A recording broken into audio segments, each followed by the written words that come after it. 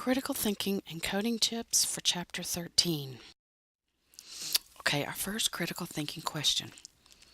What are the dilemmas associated with coding alcohol abuse and/or dependence? And our answer, it's important for the coder to review the documentation to see if the physician has stated whether the patient is an abuser or is dependent. If the word alcoholism is used, that can be interpreted as dependence.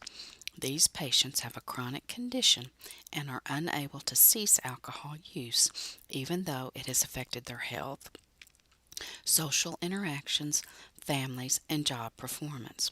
At this point, a coder must then determine if the alcohol dependence is continuous, meaning large amounts of alcohol consumption daily or almost daily, episodic, meaning binge drinking lasting weeks or months, then sobriety for long periods of time, and remission, meaning complete cessation for a period of time, or unspecified. Certainly, the documentation should be very clear when coding such a condition in a patient, knowing the effect it can have on a patient's life, employment, family, etc. Now, alcohol abuse includes situations in which the individual has come under medical treatment because of maladaptive effect of alcohol. These patients may have developed a problem with drinking, but have not arrived at the stage of physical dependency. This is commonly seen when a patient comes to the emergency room and is drunk, but has no history of dependence on alcohol. One more important tip. Documentation of alcohol use is not the same as alcohol abuse. Do not automatically classify a patient who drinks alcohol, meaning a social drinker, as an alcohol abuser. And our next question, what is the difference between depression, NOS, and major depression, ICD-9-CM? Now the answer, depression, NOS, or code 311, is not an affective disorder and involves a less severe depressed mood. The patient exhibits no psychotic features. It's commonly used as a secondary diagnosis, and the patient responds well to medication. Now, major depression, which is 296.2X and 296.3X, is an affective disorder, often accompanied by psychosis. It's characterized by severe sadness that inhibits normal function.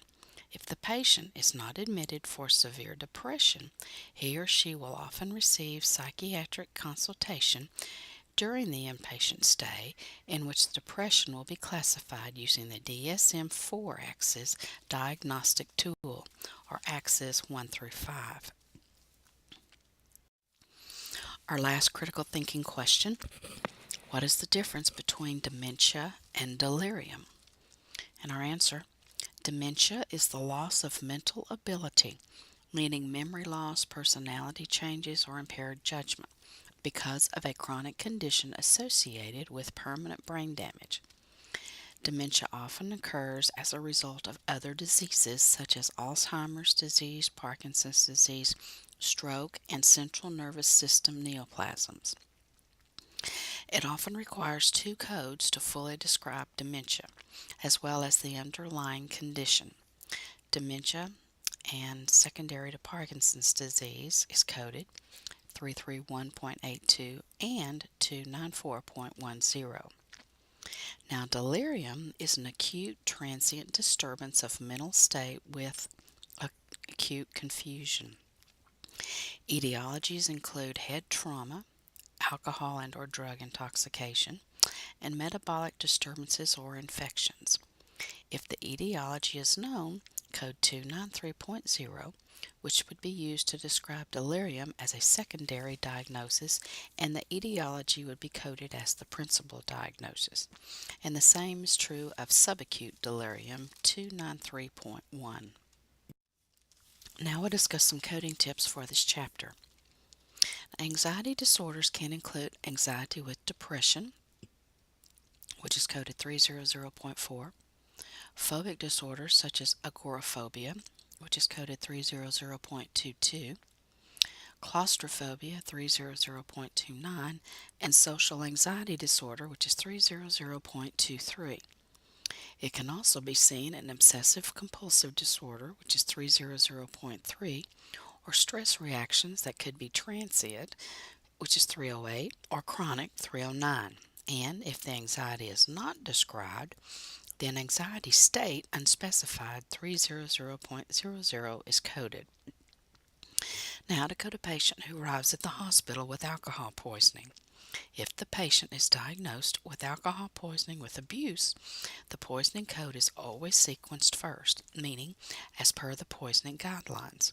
If there is a manifestation present, such as lethargy, seizure, or chest pain, it can be sequenced as a secondary code, with the code for alcohol abuse as an additional code. Now, psychogenic disorders are associated with diseases. These occur when a patient's mental conflicts are expressed as physical symptoms.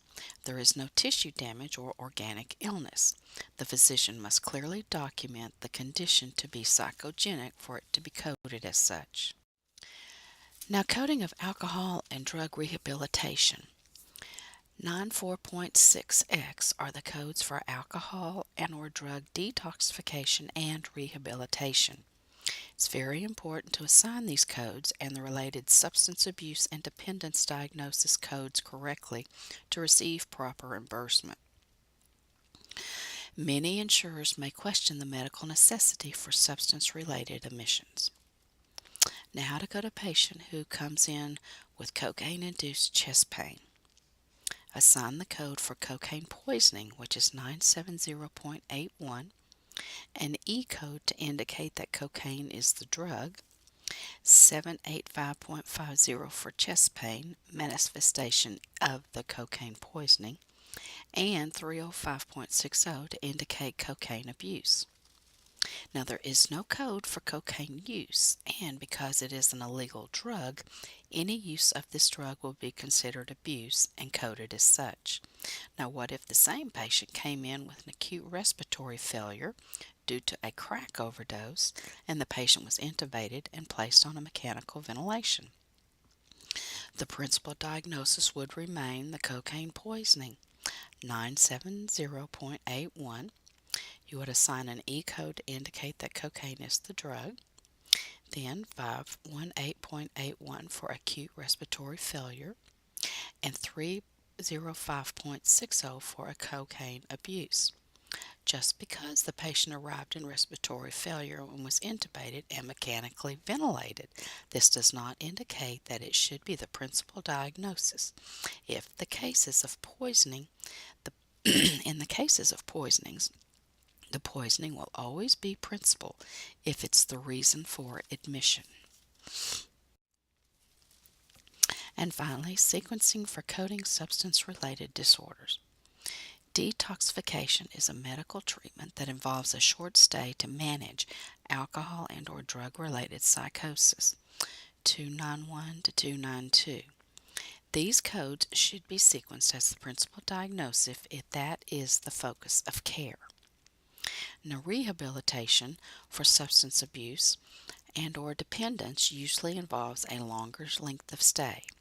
In this case, sequence the abuse or dependence, codes 303.XX to 305.XX, as the principal diagnosis, since the dependence itself is being treated during rehabilitation. When detoxification and rehabilitation are combined and provided the same episode of care, sequence the abuse or dependence code as the principal.